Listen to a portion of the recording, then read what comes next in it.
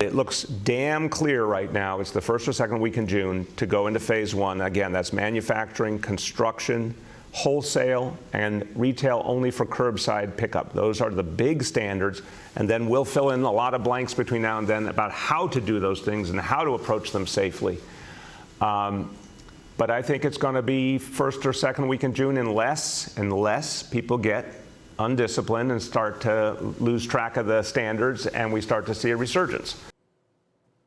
You could almost hear all of New York City's businesses with an apoplectic, "Are you kidding me?" The New York City Mayor Bill de Blasio digging in on dragging a shutdown out that they say, if it were to linger much longer, particularly to when he wants to do this, the first, second, maybe third week of June, they could be done entirely. New York Democratic Congressman Max Rose with us right now. Congressman, what do you think of what the mayor's saying? This is still some weeks off. Yeah, my friend, thank you so much for having me. Let's think about the small business owner right now, the guy who owns a shoe store, for instance, that for months has seen the liquor store open. Okay, it's not as if the liquor store has some ability to hypnotize COVID before it comes into its stores and stop it, but the shoe store owner doesn't. Let's be sensible. You know, the mayor's comments at this point are coming off as if he is an elitist dilettante that does not understand the struggles of our small business owners. You know, we can do this responsibly, but we have to have that sense of urgency around the mom and pops that have dedicated their lives to their businesses. You know, I come from a long line of small business owners, and I understand, just as so many New Yorkers do, that when you own a small business, that's not a 9 to 5, it's your entire life. And they're watching their small businesses wither on the vine. We have got to do something. Let's issue standards. Let's distribute PPE in a massive way. And let's start to get this thing open. You know, our small business owners are incredibly smart, especially in New York City. And they understand that 25% occupancy rates, that's just the beginning. Times are still going to be really difficult, but at least it's a start, and they're deserving of nothing less.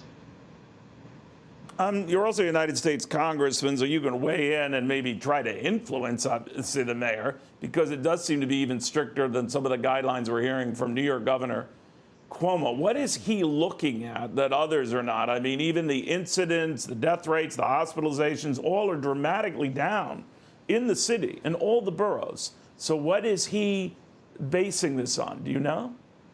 Well, look, I'm not going to start and say that we shouldn't be looking at science and we should be consulting metrics and trusted experts in this regard. But I think that what he is not looking at, which is the critical thing, because we know he's looking at hospitalizations and this and that, but what he's not looking at is the potential for a continued economic nuclear bomb to go off each and every week in New York City as our small businesses, our mom and pops, die. Okay, their customers right now get to go to Target, their customers get to go to Home Depot, to large supermarkets, and nonetheless they cannot go to the small businesses.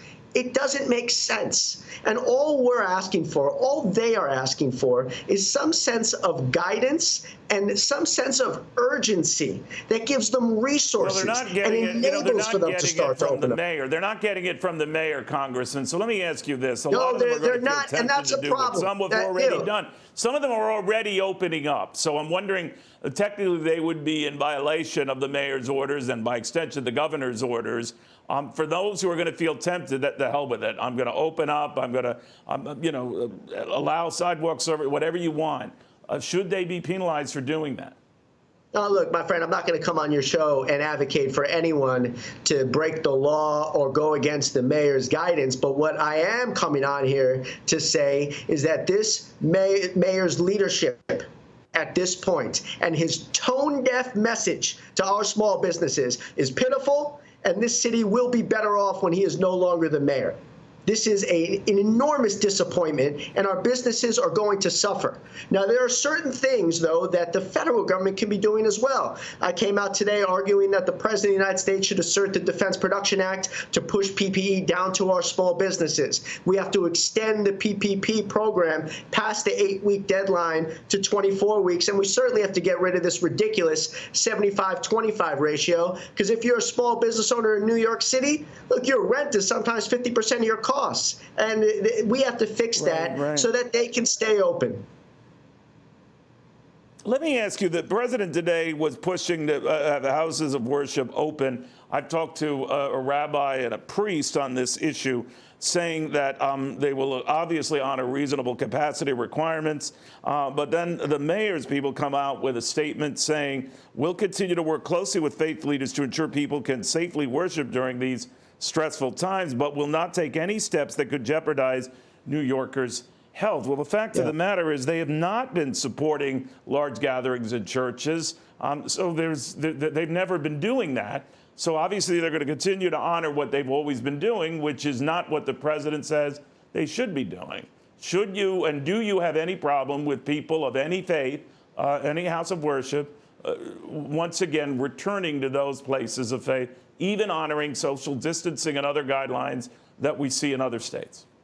Well, absolutely. And look, I don't think that this is a decision. You know, you look back 3 months or so, the president, I think, actually correctly noted that opening, closing should be decisions made according to decisions by governors. This, as well, is a decision that cannot be made on a national basis and has to be made in partnership with our faith-based leaders. If you look to many of the leading faith-based organizations and leaders in New York City, I think there is an overarching consensus that we are not yet at the point where we can begin an opening. But what we should start to do is tell people when it will happen. We need, I remember back to when I was in Army Ranger School, the worst thing your RIs could ever do to you was put you on a rock march and not tell you when it was going to end.